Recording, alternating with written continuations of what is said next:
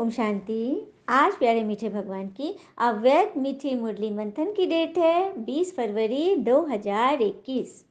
तो आज बाबा ने जो हमें टाइटल दिया है और आज की वाणी की रिवीजन है 14/1/90। 90 में 14 जनवरी को भगवान की वाणी मधुबन में चली थी, उसी की ये रिपीट है। तो बाबा ने कहा पुरुषार्थ की तीव्र गति में कमी के दो मुख्य कारण। पुरुषार्थ, सबसे पहला वर्ड है पुरुषार्थ। तो पुरुषार्थ का अर्थ आत्मा पुरुष है।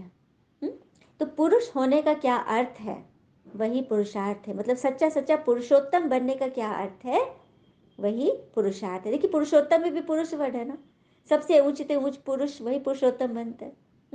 तो ये आत्मा के ऊपर है। आत्मा ही पुरुष है, आत्मा ही पुरुषार्थ करती है। शरीर में मेल और फीमेल होता है, लेकिन आत्मा पुरुषार्थ करती है।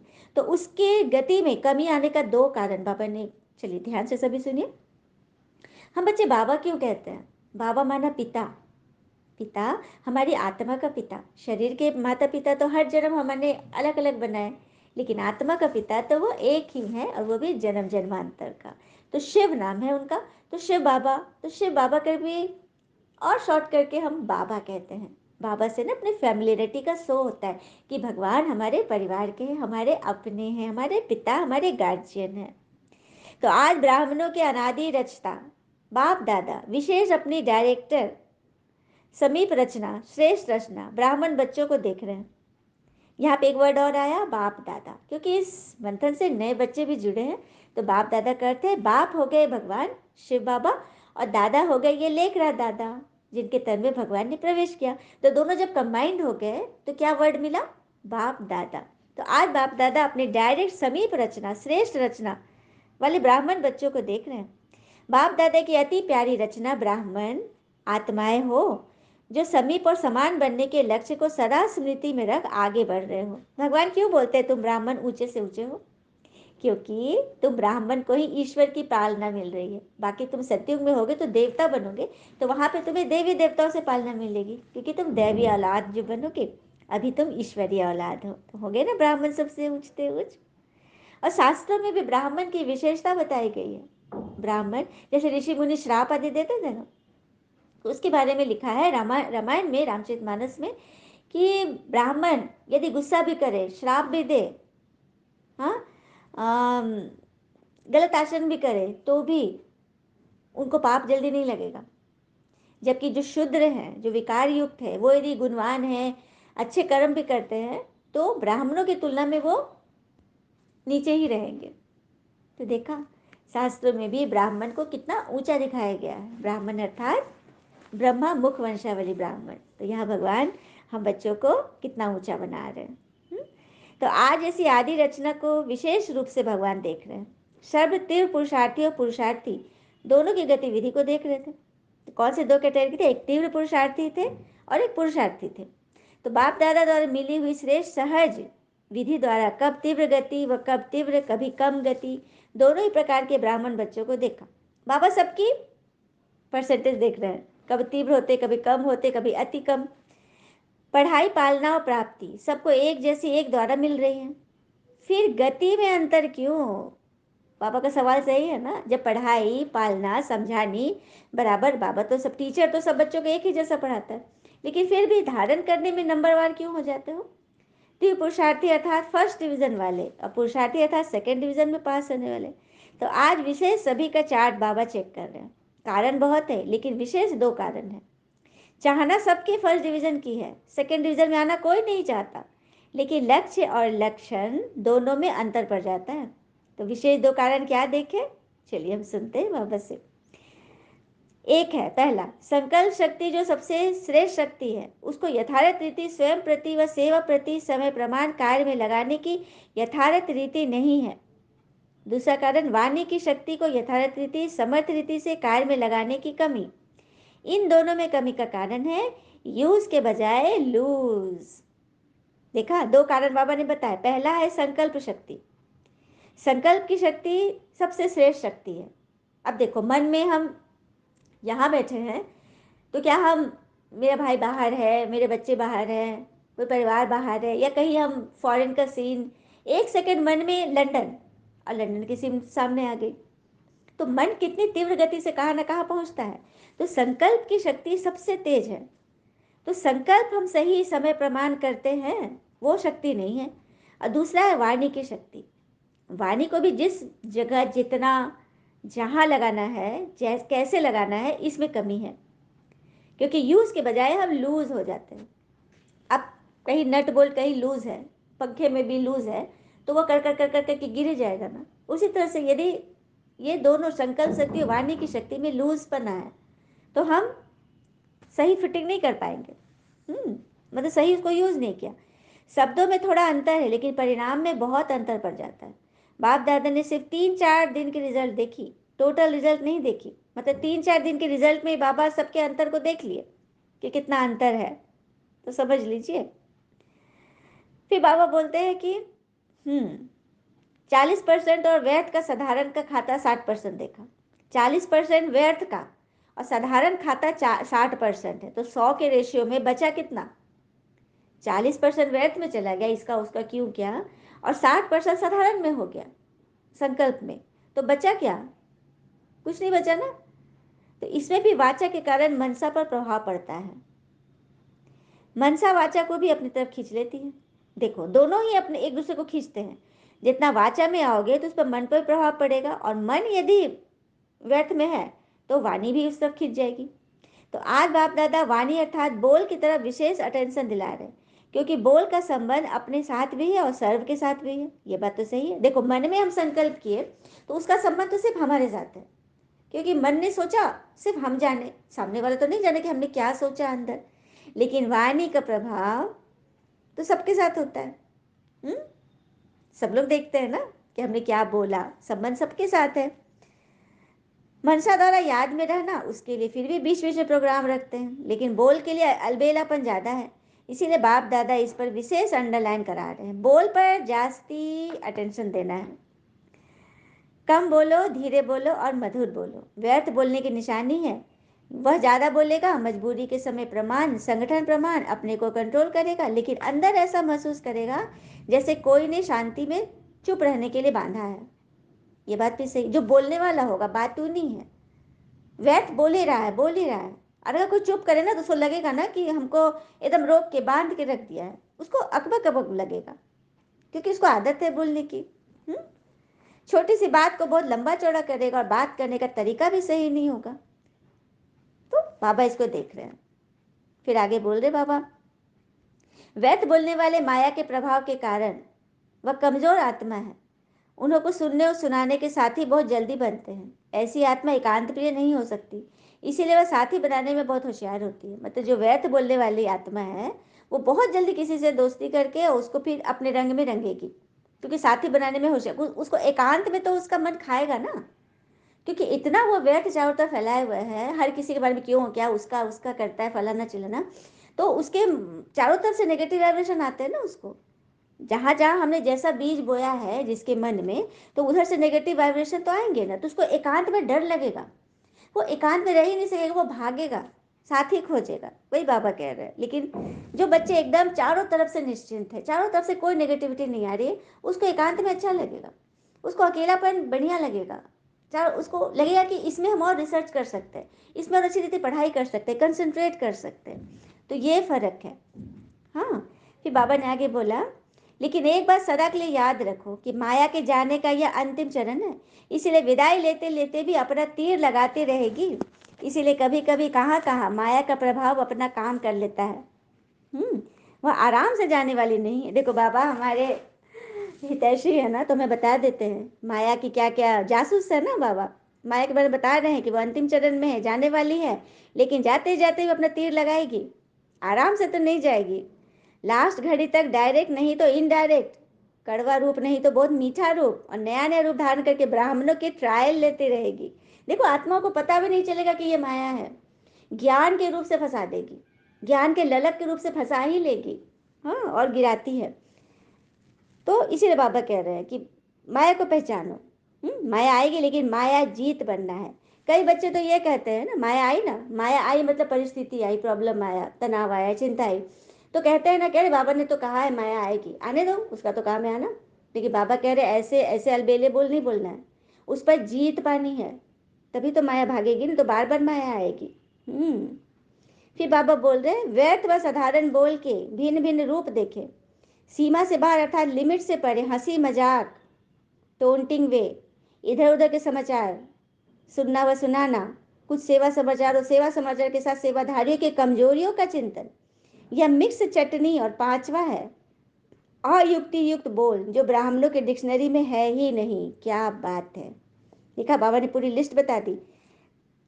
सीमा से बाहर, लिमिट से परे हंसी मजाक करना, टोंटिंग करना, इधर उधर के समाचार जिससे हमारा कोई ताल्लुक नहीं वो सुनना सुनाना, व्यर्थ सेवा समाचार, सेवाधारियों की कमजोरी का बखान करना, यह क्या है, मिक्स चटनी कर दिया आपने।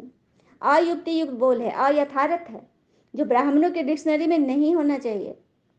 बाबा ने बता दिया अयुक्ति युक्त बोल। आज परिवार में, चलिए एक सुंदर सी प्रसंग सुनते हैं जिससे कईयों के मन के प्रश्न के आंसर मिलेंगे। परिवार में जनरली अगर जहाँ जॉइंट फैमिली है तो क्या होता है, सबसे ज़्यादा दिक्कत होती है किचन को लेकर, भोजन बनाने के लिए ना। कि मैं नहीं तुम नहीं, अगर जहाँ चार चार बहुएं पांच बहुएं हैं तो किस तरह से होता है, और इतना केओस हो जाता है कि सब चूल्हा अपना अपना अलग कर लेते हैं। तो चलिए इसी तरह से एक परिवार में पांच बहुएं थी। और छठी बहू, छठा बेटा का शादी हुआ, नई बहू आई और होने लगा कि अब कौन खाना बनाएगा। हाँ, तो एक दिन चर्चा हो रही थी कि एक दिन तुम जाना तो एक दिन तुम जाना, ऐसे करके सब ना नियम बना रही थी। तो छोटी बहू सुन रही थी। वो आई दूसरे दिन ही, वो उठ करके नहा धो करके किचन में चली गई और पूरा बनाने लगी भोजन।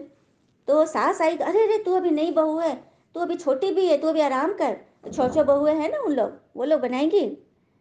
तो बहू ने देखी सास से जो बोला कि माता जी भोजन बनाने में क्या परेशानी है, अगर हमारे घर कोई अतिथि आते हैं तो हम उनको भोजन क्यों कराते हैं। तो बोली अरे बहू शास्त्रों में लिखा है अतिथि भगवान का स्वरूप होता है, भोजन पाकर वो तृप्त होगा तो भोजन कराने वालों को बड़ा पुण्य मिलेगा। तो बहू ने कहा माँ जी अतिथि को भोजन कराने से पुण्य होता है तो क्या घर वालों को भोजन कराने से पाप होगा।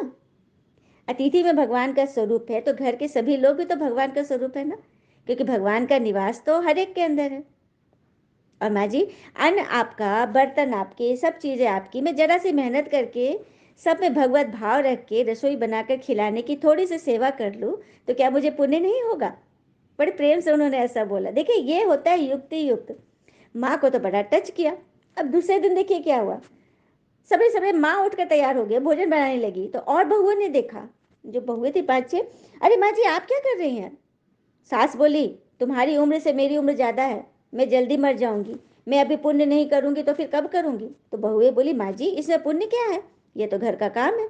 तो सास बोली अरे घर का काम करने से पाप होता है क्या, जब भूखे व्यक्तियों को, साधुओं को भोजन कराने से पुण्य होता है तो क्या घर वालों को भोजन कराने से पाप होगा।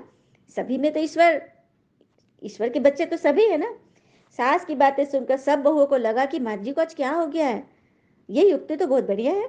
अब जो बहू पहले जग जाए वही रसोई बनाने बैठ जाए।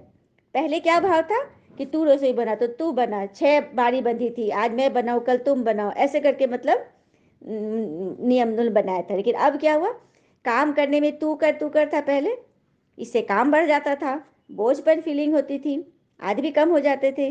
पर मैं करूँ से क्या हुआ, काम हल्का हो गया और आदमी बढ़ गया। क्या बात है ना। तो छोटी बहू कितनी उत्साही थी, किस तरह से उसने युक्ति युक्त बोल बोलकर पूरे परिवार में एक नई रस्म चालू कर दी। तो जिस घर में आपस में प्रेम होता है वहाँ लक्ष्मी बढ़ती है, और जहाँ कलह होता है वहाँ निर्धनता आती है। तो अब चॉइस हम सब की है ना, क्योंकि श्रेष्ठ मनुष्य जो आचरण करता है दूसरे मनुष्य वैसा ही करते हैं। वह जो कुछ प्रमाण करके दिखाता है दूसरे मनुष्य उसी के अनुसार आचरण करते हैं। तो हमें भगवान ये पढ़ा रहे हैं ताकि हम ऐसा आचरण करें जिससे सभी के जीवन में फर्क आए और हर घर सतयुग बन जाए, स्वर्ग बन जाए, सभी पुण्यात्मा बने, है ना। इसलिए हंसी मजाक, अयुक्ति बोल, व्यर्थ की बात, तू कर नहीं, मैं करूं, सबसे पहले मैं करके दिखाना है ना, तभी तो सबको टचिंग होगी ना। तो अगर इन सब बातों में से एक भी बात ठीक नहीं तो रमणीकता भी व्यर्थ की लाइन में आ जाएगी। कई लोगों को मजाक करने की बहुत आदत होती है, जोर से हंसने की। तो इस पर भी समझिए, रावण की हंसी और राम जी की हंसी, दोनों में अंतर पता चल गया ना, इसे बताने की दरकार ही नहीं है। इसको कहा जाता है मर्यादा पुरुषोत्तम। तो मर्यादा पुरुषोत्तम बनना है ना सबको, इसीलिए तो भगवान हमें वाणी चला रहे हैं। फिर बाबा ने कहा विशेष इस वर्ष बोल के ऊपर अटेंशन दो, चेक करो बोल द्वारा एनर्जी और समय कितना जमा किया और कितना व्यर्थ किया। बोल द्वारा एनर्जी और समय कितना जमा किया, कितना व्यर्थ किया। जब इसको चेक करेंगे तो स्वतः ही अंतर्मुखता के रस का अनुभव करेंगे। चेक करना है कि हमने आज कितना जमा किया, कितनी आत्माओं का कल्याण, कितनी आत्माओं को खुशी दी, कितनी आत्मा के प्रश्न का आंसर दिया, कितना जमा किया और कितना व्यर्थ चला गया। तो कल से उस व्यर्थ को जमा में जमा करेंगे, है ना। दिन रात का अंतर अपने आप को चेक करना है, दूसरे को नहीं, खुद को। तो समझना अर्थात बनना। अब बाबा यहाँ पे बोल रहे हैं, बाबा ने बोला समझा, तो बच्चे कहते हैं हाँ बाबा समझे। तो फिर बाबा ने बोला समझना अर्थात बनना, सिर्फ ऊपर ऊपर से समझना नहीं कि हाँ समझ गए, किए नहीं। जब कोई बात समझ में आ जाती है तो वो करेगा जरूर, समझेगा जरूर। आत्मा को जब टचिंग हुई ना कि ये सही बोल रही है ये बहन, तो वो जरूर पूरा करेगी, क्योंकि आत्मा को टचिंग हो गई है ना। क्योंकि परमात्मा की बातें आत्मा को ही टच होगी। तो निमित्त बनने का भाग्य मिला है ना, तो उसका भरपूर यूज करो। मतलब भगवान ने आपको निमित्त बनाया, किसी आत्मा को समझाने के लिए निमित्त बनाया, तो बनाने वाला कौन, उनकी याद रहे तो निरंतर सफलता मूर्त बन जाएंगे, विजयी बन जाएंगे। तो सदा मुख पर क्या रहे, बाबा बाबा बाबा, बाबा ने किया, बाबा ने कराया, है ना। मैंने किया नहीं, ठीक है। फिर बाबा बोले प्रवृत्ति वाले भी मजे में रहते हैं ना, मूंझने वाले तो नहीं हो। बाबा पूछ रहे हैं प्रवृत्ति माना घर परिवार में रहने वाले मजे में रहते हो ना, कि मुझे में रहते, मुझे माना फंस जाना छोटी छोटी बातों में, आराम से रहना, खाना सोना आदि हो रहा है ना, बाबा पूछ रहे हैं। फिर बाबा कहते हैं पढ़ाई भी ठीक है या अमृत वेले सो जाते हो। कई बच्चे कहते हैं बाबा सारी रात जगे, सुबह को नींद आ गई, या एक सेवा करेंगे तो अमृत वेले को छोड़ देंगे, तो जमा क्या किया, एक्स्ट्रा जमा हुआ तो हुआ, हुआ नहीं ना। बाबा कह रहे सेवा भी किए लेकिन अमृत वेला मिस हुआ। तो बाबा ने इस पर मुरली चलाई। तो सभी बच्चों को इस पर बहुत ज़्यादा टेंशन देना है और नियम प्रमाण चलना है। फिर बाबा ने बोला कि साइलेंस की शक्ति को अच्छी तरह से जानते हो ना। साइलेंस की शक्ति सेकंड में अपने स्वीट होम शांति धाम में पहुंचा देती है। साइंस वाले तो और फास्ट गति वाले यंत्र निकालने का प्रयत्न करते हैं, लेकिन आपकी यंत्र कितनी तीव्र गति की है, सच बात है ना। हमारी यंत्र कितनी तीव्र गति की है। रॉकेट, रॉकेट तो सबने देखा है टीवी पर, हाँ। तो जो रॉकेट जितनी तेजी से ऊपर उड़ रहा है, फास्ट, जो रॉकेट बहुत फास्ट उड़ रहा है, तो ध्यान दीजिए जिसमें जितनी ज़्यादा आग लगी होगी, अग्नि होगी, वही उतनी दूर जाएगा, उतनी फास्ट जाएगा। तो यहाँ पे किस अग्नि की बात कर रहे हैं, लगन की अग्नि, पुरुषार्थ की अग्नि, हाँ। मुरली को समझने की, धारण करने की अग्नि जितनी तीव्र होगी, हमारा मन रूपी रॉकेट हमेशा उड़ते रहेगा और परमधाम में बाबा को टच करके आएगा और बाबा से शक्तियों से भरपूर हो जाएगा, है ना। तो शुद्ध मन और दिव्य बुद्धि से पहुंच जाते हो, जब चाहो तहाँ पहुंच जाते, क्योंकि आपके रॉकेट में एकदम अग्नि लगी हुई है। तभी तो ज्वाला देवी का यादगार है ना, ज्वाला देवी का मंदिर है जहाँ हमेशा ज्वाला जलती रहती है। तो आप ही हो वो ज्वाला देवी का यादगार। आपके मन में याद की अग्नि, श्रीमत की अग्नि, मुरली की अग्नि बराबर जली रहे। हर कर्म करते ईश्वर की याद में करें। तो ये तो बाबा बता रहे हैं, वर्षे के मालिक बनना है। बाबा की प्रॉपर्टी है सर्वशक्तियाँ, इसीलिए बाबा की महिमा भी है सर्वशक्तिमान, ऑल माइटी अथॉरिटी। बाबा कह रहे कि मैं सर्वशक्तिवान ऑल माइटी अथॉरिटी हूँ, तो मेरे बच्चे क्या हुए, मास्टर ऑल माइटी अथॉरिटी। तो जो आपको मिल रहा है, खजाने मिल रहे हैं, उसे अपने आप को भरपूर करो। मास्टर सर्वशक्तिवान के पास सब भिखारी बनकर आएंगे, हाँ, पैसे अनाज के भिखारी, लेकिन शक्तियों के भिखारी। शक्ति नहीं है, उसकी कमी होगी। लेकिन जब आपके पास स्टॉक जमा होगा तब तो देंगे ना। और दान वही दे सकता है जिसके पास अपने से ज्यादा हो। अगर अपने जितना ही है या अपने ही थोड़ा कमी में है तो हम किसी को क्या दान करेंगे। इसलिए भगवान कहते हैं पहले अपने को भरो, उसको भरने के लिए बस इस मंथन से जुड़े रहो, है ना। अब नहीं तो कब नहीं, फिर टू लेट का बोर्ड लग जाएगा, क्योंकि अब नहीं जुड़ेंगे तो कब जुड़ेंगे। अभी भी अरे आपको समय मिल रहा है, भगवान ने आपको चुना है, तो समझिए आप भाग्यशाली आत्माओं की लिस्ट में आ गए हो। फिर बाबा ने बोला माताओं को शिव शक्तियाँ मैंने बनाया है।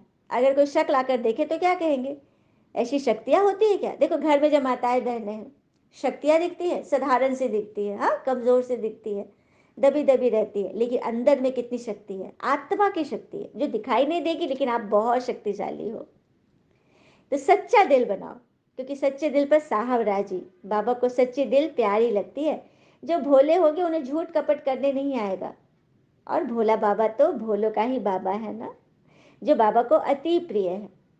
बाबा सच्चे दिल ही देखता है, बाकी पढ़ाई को, शक्ल को, गांव को, पैसे को नहीं देखता। बाबा सच्ची दिल देखता है, इसीलिए तो बाबा को कहते हैं दिल वाला।